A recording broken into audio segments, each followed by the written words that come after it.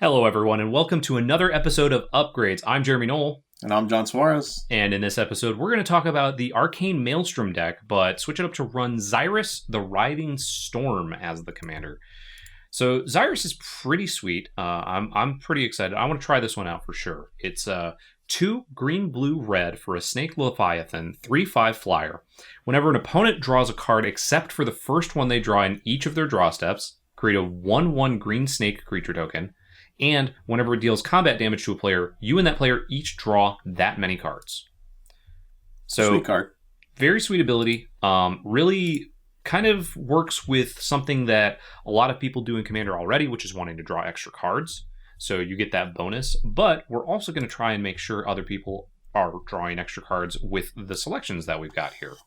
I'm kind of upset that this is a Leviathan that is a 3/5.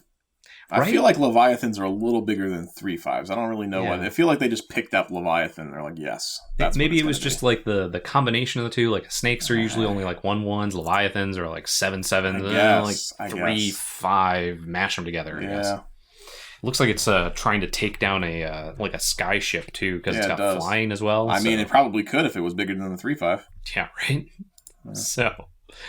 The first card that we have is one that came out in a commander deck a couple of years ago. It was the Saheeli deck, and it's Coveted Jewel. It's a 6-mana artifact that says when it enters the battlefield, draw 3 cards.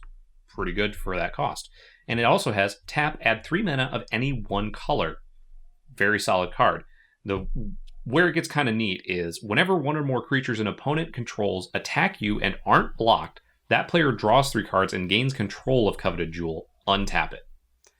So it's got a kind of like a pseudo monarch mechanic built into it, where people are going to want to go after the person who has Coveted Jewel. It has a way bigger upside because it has the tap, add 3 mana of any one color, and draw 3 cards. Yes. But everybody's going to want to attack that person way more than they are the monarch. The positive is they have to not be blocked. And with Xyris, you're going to make tokens that'll be able to block, which is nice. Yep. You're going to be making a bunch of tokens. Hopefully, you're going to be blocking a bunch of those things and keeping it to yourself if you want to. But if it happens to go to somebody else, you can have them fight it out a little bit and then start swinging in with like a bunch of your tokens. So, for sure. So I'm going to jump over to this other card we've got right here. So because we're basically trying to play the idea here is we're going to try and I don't want to say group hug, or it's not really group huggy, but we want everybody to draw cards, right? That's kind of what we're trying to do here. So the card we have here is Fevered Visions. Colorless blue-red enchantment. At the beginning of each player's end step, that player draws a card. Great if you have Xyris out. So if that player is your opponent and has 4 more cards in their hand, Fevered Visions deals 2 damage to him and her. So no matter what, you're going to make them draw the card, which is exactly what you want them to do. If it's you don't take damage, and if it's them, they'll take 2. So, yep, most likely, anyways. Yeah, there's a lot of that style of effect in this, trying to like you were saying of trying to get other people to draw extra cards. Not quite group hug. This is one where you can definitely play a wheel type deck, but we didn't quite go in that route with this. Just kind of getting a little incremental value here and there. We might have one wheel effect. Definitely have one wheel effect in here. So, our next card is one that I really enjoy and I think works really well with Xyris, because you are going to want those snakes to be even bigger than they are. And as you said, getting Xyris to be even bigger would be great. So Biomass Mutation is an instant for X and then a green-blue hybrid, green-blue hybrid. And it says creatures you control have base power and toughness XX until end of turn. So this is one where you can quickly build up your extra snake tokens by forcing people to draw those extra cards, and then just during your combat, all right, I'm going to swing with my 10 tokens and to a couple people's bigger creatures, and then bam, now they're all 8/8s or whatever. Yep. Really, really quickly gets them bigger. So our next one is another one that really cares about you drawing cards rather than your opponents, and it's a snake to boot, and that's Lore Scale Quatl. It's a 2/2 normally for 1 green-blue, and it says whenever you draw a card, you may put a +1/+1 counter on Lore Scale Quatl. I really like this card a lot. It really helps you out with the thing, as we talked about, that everybody wants to be doing, which is drawing extra cards. And it gets the benefit of being a snake, which helps out with there are other cards in the upgrades that we're suggesting that will help out with that quite a bit. So For sure. In fact, it's our actual next card. it is. So we have Sushiro, the Anointed. This is a 4 colorless, 2 green, 3/4 legendary creature snake monk. Not Leviathan, snake monk. But it gives other snakes you control +2/+2. Whenever a snake you control deals combat damage to a player, you may draw a card. Very sweet with Xyris. Sorry. Yep. Very sweet with that. You're going to have a bunch of 1/1 snakes that are actually 3/3s. And then whenever they deal damage to a player, you're going to draw cards. Exactly what you're trying to do. Helps out the Quatl and makes the Quatl even bigger. And it all works together. Yep. The Quatl gets that +2/+2 right off the bat as well. So it becomes even bigger, scarier force. And it's a super solid card. For sure. The next couple are ones that you'll find pretty often in a group hug style deck. But they are also the ones that we kind of want to have other people draw the cards. So that's Rites of Flourishing, which is an enchantment for 2 and a green. At the beginning of each player's draw step, that player draws an additional card, but it also says each player may play an additional land on each of their turns. Yep. Let's see. In the next one we have Dictate of Crufix. Yep. Colorless blue, flash. At the beginning of each player's draw step, that player draws an additional card. So like you said, these 2 cards are the exact thing we're trying to have everybody do. We want them to draw cards so that we get to make a bunch of 1/1s. Normally when you play these styles of cards, people like to leave you alone, right? Because they like the effect that you're giving them. So, you just sitting back with your commander, making a bunch of snake tokens, plotting, scheming, depending how you want to look at things. So, both very good at doing that for sure. For sure, yeah. That's definitely one of the upsides to this is other people wanting to leave you alone. However, they may want to start attacking you when you play our next card here, which is actually Beastmaster Ascension. This is one that's like a lot of people see it and they immediately get extremely worried. And for a good cause in this deck especially, because you're going to be making a lot of those snakes. It's an enchantment that says 2 and a green, that costs 2 and a green and says, whenever a creature you control attacks, you may put a quest counter on Beastmaster Ascension. As long as Beastmaster Ascension has 7 or more quest counters on it, creatures you control get +5/+5. So your little snakes will get out of hand very quickly. Yeah, for sure. Well, if we're jumping around to the cards that make people mad at you or attack you very quickly, I'm going to jump down to Warstorm Surge. 5 colorless and a red enchantment. Whenever a creature enters the battlefield under your control, it deals damage equal to its power to target creature or player. Now, 1/1 snakes aren't that big, but when you're making lots of them, that's going to add up real fast. There's other creatures in the deck as well that are going to be bigger. Obviously, if you happen to have Beastmaster's Ascension out with 7 counters on it, they come into play as 6/6s instead. Pretty obnoxious. Yep. So that'll get out of hand really quick. Can end the game real fast with those 2 cards. For sure. Let's see. So the next one is, I do see where we skipped here, is another one that actually helps out with your opponent's drawing cards. And as we talked about before, like we may want a wheelless type effect, but this one is a little bit interesting because you may want to keep the cards in your hand. So you may want to cast Wheel and Deal, which is an instant that is 3 and a blue. It says any number of target opponents each discards his or her hand and draws 7 cards, and you draw a card. So it's already got that kind of effect into it, but you don't get to draw all those. You don't have to discard all your hand and draw all those extra cards like a regular wheel style effect, but you get all the benefit of forcing all of your opponents to draw 7 cards. So you get, however many opponents are left worth of, 7 times that amount snakes. Yeah. If you've got your commander out. Sweet card.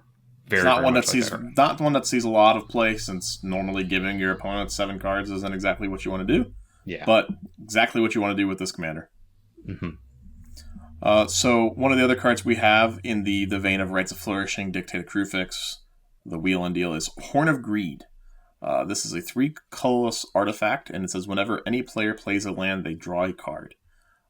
Big fan of this card. I've played this card for probably 20 years now. I'm trying to think of when Stronghold was, but it's probably been about 20 years.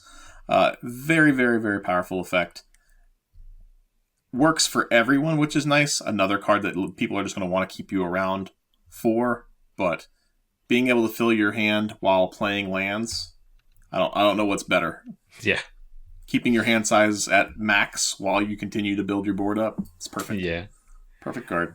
The next one is one that, as I've said, if you've watched any of these other videos, I like to include one that's a little under the radar. And the one I picked for this one is Malignant Growth. On the surface, it's not really a super great card, but it's a fun card.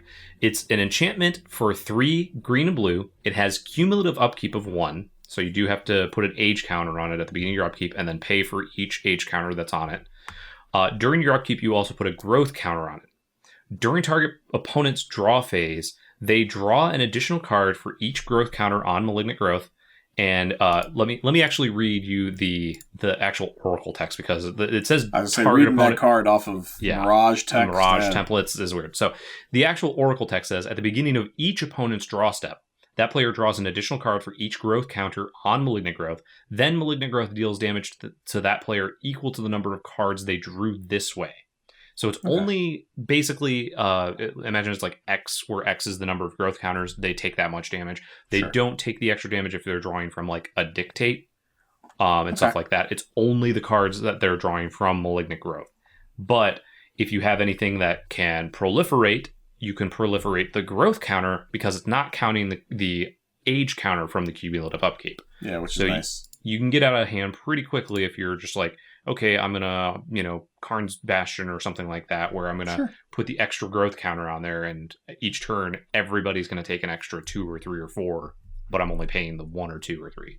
I want you to know I've played Magic for a very, very long time, and I've worked in the Magic retail industry for a very long time now, and I'm pretty good with Magic cards in general. If you would have shown me this card and not given me anything else, I have no idea. Absolutely no clue. No, not even a little bit of a clue.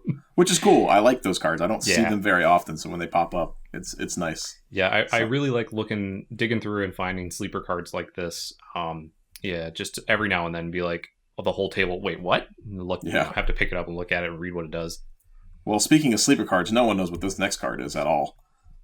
So, our next card is Mana Echoes. 2 calls, red, enchantment. Whenever a creature enters the battlefield, you may pay 1, or you may add 1 to your mana pool for each creature you control that shares a creature type with it. This card has only been printed in Onslaught, never printed again. Has a pretty hefty price tag, but it is incredibly powerful when you're putting snake tokens into play on a regular basis. You're going to add a ton of mana from this card. So if you can afford it, if you happen to just have, a rare card from Onslaught laying around in your binder, you didn't know, Mana Echoes is a very, very powerful card, and I think it'll go really well in this deck as well, too. Being able to turbocharge a Biomass Mutation for however much mana you're able to make off of it is pretty obnoxious, so. For sure, that's definitely one of the bigger benefits from it. Another one is hopefully being able to power out our next one a little bit early, which this is our final upgrade card. It is Vicious Shadows. It's an enchantment that costs 6 and a red, so it's a little bit pricey as far as mana cost goes. And it says, whenever a creature is put into a graveyard from play, you may have Vicious Shadows deal damage to target player equal to the number of cards in that player's hand. So really good with the theme that you're already doing of trying to get other people to draw extra cards. Yep.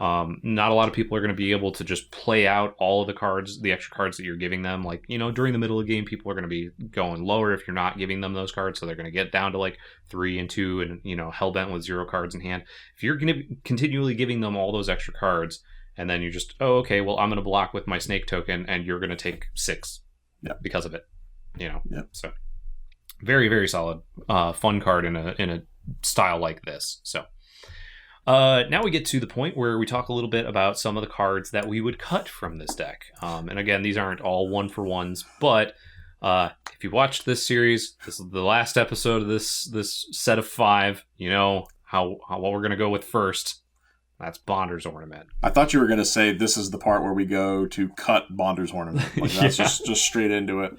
I don't have 3 thumbs to give it 3 thumbs down this time, but not for me.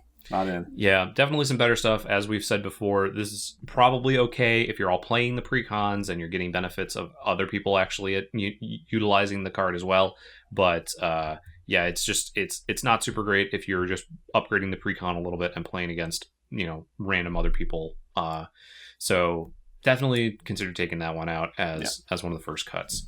Next one, because of the fact that we're not playing Calamax the Stormsire, we're not really doubling up our spells as much.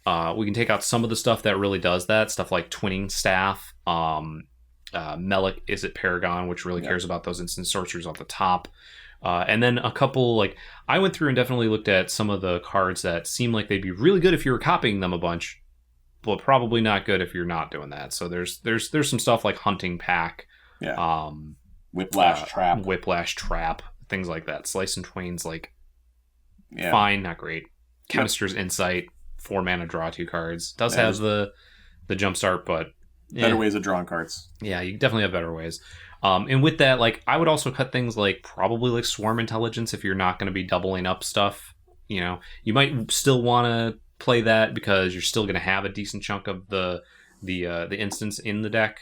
Sure. And you probably still want to play the Calamax in the deck. Yeah. So. Calamax it's still a sweet card. There's still some cool things you can do with it, even if you're not a dedicated Calamax deck.